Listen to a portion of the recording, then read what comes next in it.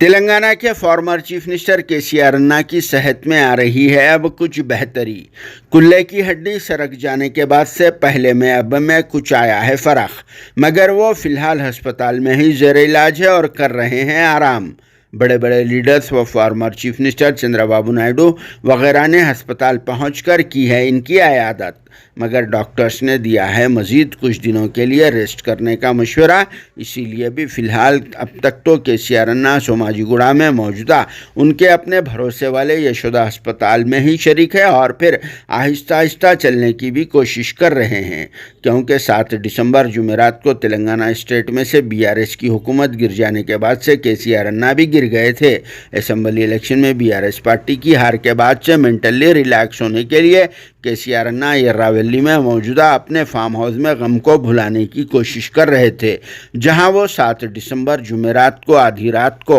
अपने farm house के bathroom में बैलेंस आउट हो जाने की वजह से गिर गए थे और फिर इनके कुल्ले की हड्डी में फ्रैक्चर भी आ गया था, जिसके बाद केसीआर अन्ना को फौरी तौर पर उसी वक्त यशोदा अस्पताल ले जाया गया था, क्योंकि केसीआर अन्ना चीफ मिनिस्टर थे। जब कभी भी उनकी सेहत में कुछ खराबी आती थी तो यशोदा अस्पताल से ही रुजू किया जाता था। इसी वजह से इस बार भी इन्हें यशोदा अस्पताल में ही शरीक किया गया, जहां 8 दिसंबर जुम्मा को केसीआर अन्ना के कुल्ले की हड्डी का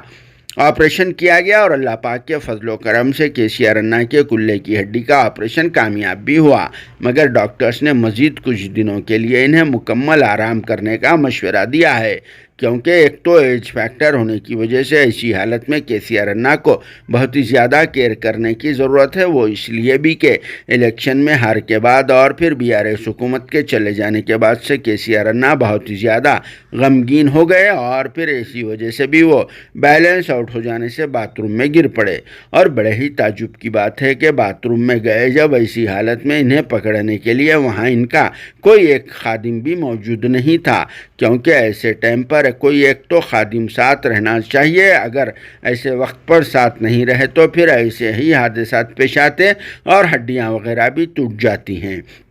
अगर इस उम्र में हड्डियां टूट गए तो जुड़ना मुश्किल रहता है। इसीलिए भी केसीआर अन्ना के चाहने वालों का ये भी कहना है कि एलोपैथी ट्रीटमेंट यानी अस्पताल में इलाज कराने के बजाय गटकेसर नेपाल में तो भी बता लेना था, क्योंकि वहाँ पर हड्डियों का सबसे बेहतरीन इलाज किया जाता है। जिस पर आप सबका क्या कहना है कमेंट बॉक्स में ज़रूर जवाब देना। दूसरी जानिब आंध्र प्रदेश के फॉर्मर चीफ मिनिस्टर व तेलुगु देशम पार्टी के प्रेसिडेंट नारा चंद्रबाबू नायडू और मेगा स्टार व पॉलिटिशियन चिरंजीवी के अलावा बॉलीवुड के फेमस विलन प्रकाश राज और तेलंगाना स्टेट के former minister including Talasani Srinivas Yadav ने यशोदा अस्पताल पहुंचकर केसीआर अन्ना से मुलाकात की, जहां केसीआर अन्ना ने सबसे नमस्ते करते हुए लेटकर ही बातचीत करते रहे। शायद दर्द ज़्यादा होने की वजह से केसीआर अन्ना नहीं उठ पा रहे थे और फिर सभी लीडर्स ने भी केसीआर अन्ना का ख्याल रखते हुए इन्हें उठने नहीं दिया, मगर यहाँ पर इनके बेटे केटीआर और बेटी कविता ने तमाम लोगों का वेलकम किया और इन लीडर्स ने